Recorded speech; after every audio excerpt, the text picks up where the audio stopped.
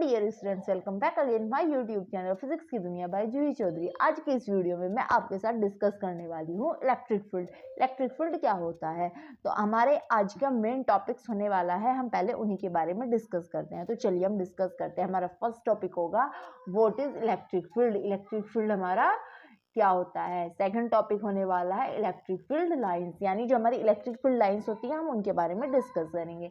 Number 3 intensity of electric field, यानी electricity intensity मतलब electric field की जो पावर होती है वो क्या होती है, उसकी स्ट्रेंथ क्या होती है। और लास्ट टॉपिक होगा हम कुछ इलेक्ट्रिक फील्ड की इंपॉर्टेंट डेफिनेशंस के बारे में भी डिस्कस करेंगे। तो चलिए हम अपने first topic what is electric field से अपना आज का वीडियो स्टार्ट करते हैं। तो let's get start with me.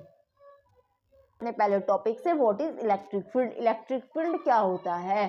Electric field a field around a charged particle in which another charged particle exert a coulomb force is known as electric field। यानी अगर हमारा कोई फील्ड है, सपोज, ठीक है, कोई चार्ज पार्टिकल है, तो उसके अराउंड हमारा एक इलेक्ट्रिक फील्ड क्रिएट होगा। वो फील्ड जब हम किसी चार्ज पार्टिकल को बाहर से लाएंगे तो वो उसके अंदर फोर्स फील करेगा। उस तरह के चार्ज पार्टिकल के अराउंड के हम उस फील्ड को इलेक्ट्रिक फील्ड बोलते हैं। जैसे कि अगर सपोज ये कोई हमारा वायर है, ठीक है, तो इसके अंदर क्या होगा, अगर मैं इसके आसपास किसी चार्ज पार्टिकल को या हम खुद को लाते हैं तो हम क्या करते हैं, एक पर्टिकुलर डिस्टेंस पे हमें क्या करंट फील होता है। जैसे कि यहाँ से नहीं होगा, यहाँ से नहीं, यहाँ से फील होना स्टार्ट हो जाएगा। तो जिस फील्ड के अंदर हमें करंट फील हुआ है उसे हम इस वायर का क्या बोलेंगे, इलेक्ट्रिक फील्ड बोलते हैं, जहाँ पे हमें एक फोर्स फील हो रहा है। ठीक है, इलेक्ट्रिक फील्ड हमारी एक वेक्टर क्वांटिटी होती है। अब देखो यहाँ पे दो तरह के चार्ज पार्टिकल होते हैं। पहला चार्ज पार्टिकल हमारा क्या होता है, जो इलेक्ट्रिक फील्ड क्रिएट कर रहा है, और दूसरा चार्ज पार्टिकल जो हमारे फोर्स को फील कर रहा है। तो जो चार्ज पार्टिकल हमारा इलेक्ट्रिक फील्ड क्रिएट करता है उस चार्ज पार्टिकल को हम क्या बोलते हैं, सोर्स चार्ज बोलते हैं, या फिर इसको पॉइंट चार्ज भी बोला जाता है। हम इसको पॉइंट चार्ज भी बोल सकते हैं। वहीं दूसरी तरफ जो चार्ज फोर्स फील कर रहा है उस चार्ज को हम टेस्ट चार्ज बोलते हैं।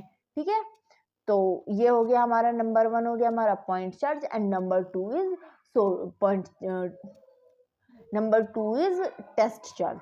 ठीक है, नंबर 1 सोर्स चार्ज है, नंबर 2 इज टेस्ट चार्ज। तो आगे जहां भी मैं कहीं यूज करूंगी मैं आपको फील्ड क्रिएटिंग चार्ज या फिर फोर्स फीलिंग चार्ज नहीं बोलूंगी, आपको point charge and test charge के ही नाम से बोलूंगी। आपको समझना होगा, पॉइंट चार्ज मतलब फील्ड जो क्रिएट कर रहा है उसको हम बोल रहे हैं पॉइंट चार्ज, और टेस्ट चार्ज जो इस फील्ड को फील कर रहा है वो हमारा टेस्ट चार्ज होता है। क्लियर है।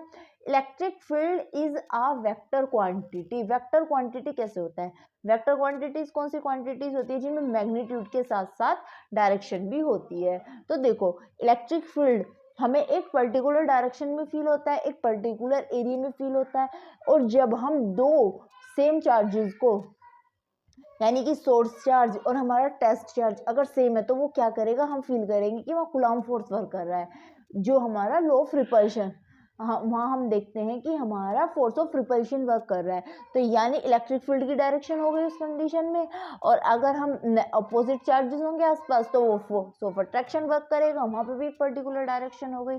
तो अब देखो बात करते हैं डायरेक्शन ऑफ इलेक्ट्रिक फील्ड की।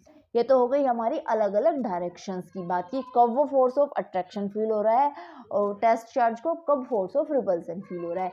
अब बात करते हैं direction of electric field. Direction of electric field क्या होती है, डायरेक्शन देखो हमेशा पॉजिटिव चार्ज से नेगेटिव चार्ज की तरफ ही हमारे इलेक्ट्रिक फील्ड की डायरेक्शन होती है। ठीक है, सपोज अगर ये पॉजिटिव चार्ज है तो इधर से नेगेटिव चार्ज पे ही इसकी डायरेक्शन रहेगी।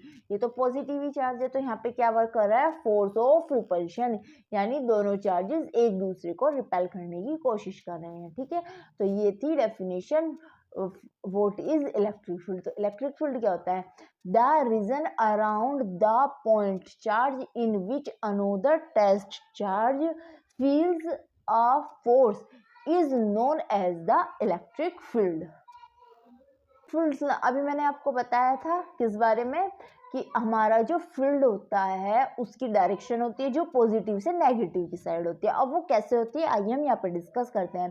देखो इलेक्ट्रिक फील्ड को हम रिप्रेजेंट करने के लिए इलेक्ट्रिक फील्ड लाइंस को यूज करते हैं। क्या होती है, इलेक्ट्रिक फील्ड लाइंस। ये लाइंस हमें डायरेक्शन बताती हैं, ठीक है।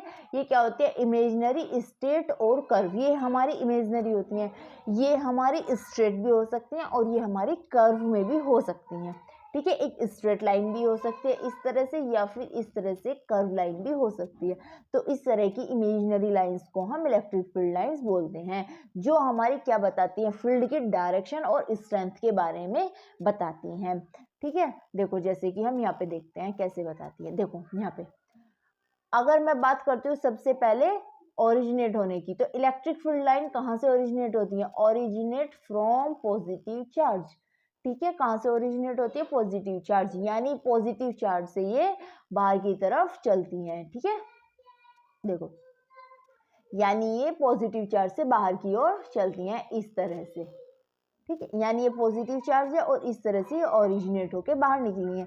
इसी तरह से क्या होती है, टर्मिनेट टू नेगेटिव चार्ज, यानी अगर नेगेटिव चार्ज की बात करते हैं तो ये नेगेटिव चार्ज के अंदर जाने की कोशिश करती हैं। क्या करती है electric field lines, originate from positive charge and terminate to negative charge, यानी पॉजिटिव चार्ज से बाहर जाने की कोशिश करेंगे और नेगेटिव चार्ज के अंदर आने की कोशिश हमारी इलेक्ट्रिक फील्ड लाइंस करती हैं, ठीक है। और अगर तो इस तरह से ये अगर हमारा सपोज यहाँ पे पॉजिटिव चार्ज है और ये नेगेटिव चार्ज है, देखो ये पॉजिटिव चार्ज है और ये हमारा नेगेटिव चार्ज है और ये पॉजिटिव, तो ये इस तरह से इसके अंदर आने की कोशिश करेंगी। कैसे करती है ये अंदर आने की कोशिश, देखो इस तरह से, ऐसे, ठीक है, ऐसे ऐसे, तो ये इस तरह से कर्व लाइन बन जाती हैं। तो यहाँ हम देखेंगे अगर दो हमारे सेम चार्जेस होंगे, पॉजिटिव पॉजिटिव या नेगेटिव नेगेटिव, तो क्या होगा, इलेक्ट्रिक फील्ड लाइंस एक दूसरे को रिपेल करेंगी, ठीक है। नेक्स्ट प्रॉपर्टी क्या होती है हमारी इलेक्ट्रिक फील्ड लाइन की, closer line represent the strong field. क्या मतलब है इस लाइन का, कि इलेक्ट्रिक फील्ड लाइन जितनी ज्यादा क्लोज होती है वो रिप्रेजेंट करती हैं स्ट्रॉन्ग इलेक्ट्रिक फील्ड को। Further away and further away represent weaker field, यानी जो लाइनें हमारी दूर होती हैं अगर इलेक्ट्रिक फील्ड लाइंस, तो वो रिप्रेजेंट करेंगे कि एक वीक फील्ड है, जबकि वो अगर पास पास होंगी तो वो स्ट्रॉन्ग फील्ड को रिप्रेजेंट करती हैं। देखो जैसे कि हम इस फिगर में देखते हैं, देखो इस फिगर में क्या हो रहा है, हम इस फिगर में देखते हैं, ये जो हमारी ये फिगर है, ठीक है।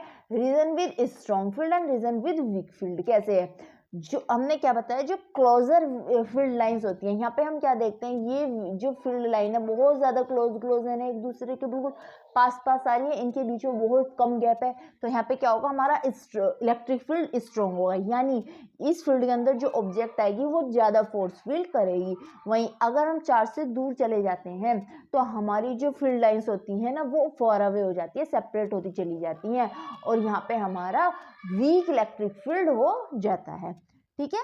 क्लियर है, समझ आ गया, कोई डाउट तो नहीं है कि क्यों देख रहे हैं ये पॉजिटिव चार्ज क्यों है, जो हमारा इलेक्ट्रिक फील्ड क्रिएट कर रहा है। जहां चार्ज है उसके पास हमारा इलेक्ट्रिक फील्ड क्या है, स्ट्रॉन्ग, और वहां पे हमें क्या दिखाई दे रहा है, जो फील्ड लाइंस है वो क्या है, ज्यादा पास में है, एक दूसरे के ज्यादा पास है, उनके बीच में गैप कम है। जबकि जैसे जैसे वो चार्ज से दूर जा रही हैं तो क्या हो रहा है, इलेक्ट्रिक फील्ड लाइंस वीक पड़ रही हैं, क्योंकि वहां पे क्या हो रहा है, और इस वजह से हम क्या देख रहे हैं, फील्ड लाइंस के बीच का जो गैप्स है वो भी बढ़ रहा है यहाँ पे, ठीक है। तो क्लियर है, तो जो हमारी सोर्स चार्ज हमारा फील्ड प्रोड्यूस करता है उसके पास इलेक्ट्रिक फील्ड स्ट्रॉन्ग होता है, जबकि उससे दूर जाने पर हमारा इलेक्ट्रिक फील्ड वीक होता चला जाता है। Nearer the source charge field is very strong and far away the source charge field become weaker. A single charge start or end at infinity. Infinity क्या होता है, जो सिंगल चार्ज होता है हमारा वो स्टार्ट हो सकता है इन्फिनिटी से, या फिर वो एंड हो सकता है। अगर पॉजिटिव चार्ज होगा तो वो इन्फिनिटी पे एंड होगा, अगर नेगेटिव चार्ज होगा तो वो स्टार्ट फ्रॉम इन्फिनिटी होगा। देखो जैसे कि हम इस फिगर में समझाती हूँ आपको, यहाँ पे क्या हो रहा है, ये पॉजिटिव चार्ज है, इससे करंट निकल रहा है और इसके आसपास कोई भी चार्ज नहीं है, ठीक है। तो ये क्या हो गया, यहाँ से शुरू होके इन्फिनिटी, हमें नहीं पता ये कहाँ तक जाएगा, तो इन्फिनिटी तक जा सकती है ये इलेक्ट्रिक फील्ड लाइन, ठीक है। ये बात अलग है कि जैसे जैसे दूर जाएगी ये वीक होनी स्टार्ट हो जाएगी। इसी तरह से नेगेटिव चार्ज में क्या हो रहा है, नेगेटिव चार्ज हमें दिखाता है कि वो इलेक्ट्रिक फील्ड लाइन को एब्जॉर्ब कर रहा है, यानी कि ये जो लाइन है ये इन्फिनिटी से स्टार्ट हुई है और नेगेटिव चार्ज तक आ गई है अगर सिंगल चार्ज है। लेकिन वहीं अगर दो चार्ज एक दूसरे के पास होंगे तो क्या करेंगे, वो एक कर्व या फिर एक लूप क्रिएट कर देंगे। देखो ये ऐसे इसके अंदर चली गई, ये ऐसे हो गया, ये ऐसे हो जाएगा, ठीक है। तो अगर हमारे डबल चार्जेस है तो ये इस तरह से आ जाएगा।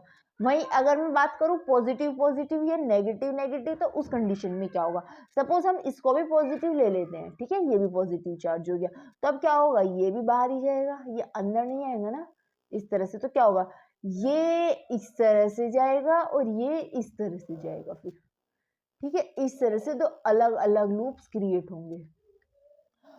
Two charges cannot cut to the electric field lines.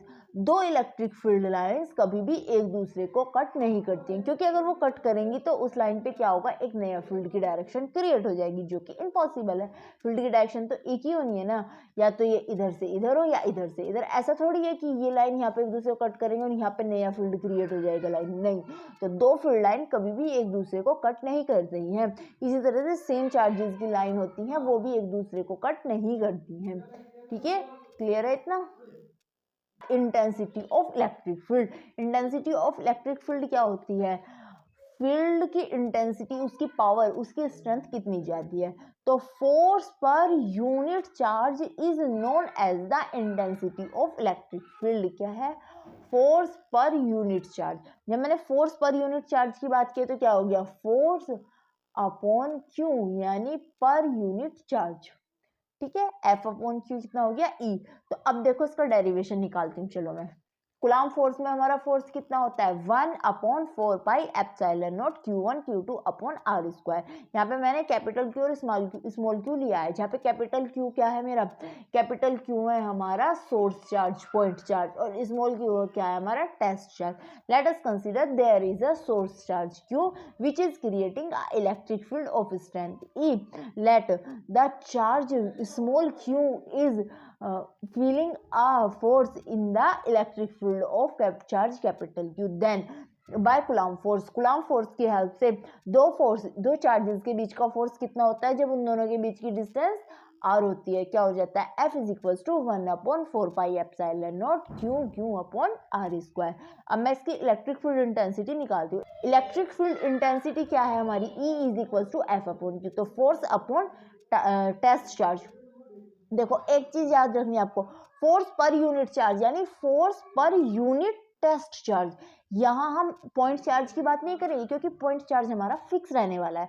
यहाँ हम सिर्फ टेस्ट चार्ज के बारे में ही बात करेंगे, यानी ये जो क्यू है ना, ये टेस्ट चार्ज है, ना कि पॉइंट चार्ज। तो इसको मत भूलना और यहाँ कंफ्यूज नहीं होना कि किस चार्ज से हमें इसको डिवाइड करना है, ठीक है। तो यहाँ पे हम क्या करेंगे, इंटेंसिटी निकालने के लिए ई को E is equals to F upon Q कर देंगे, यानी कि फोर्स को हम टेस्ट चार्ज से डिवाइड कर देंगे।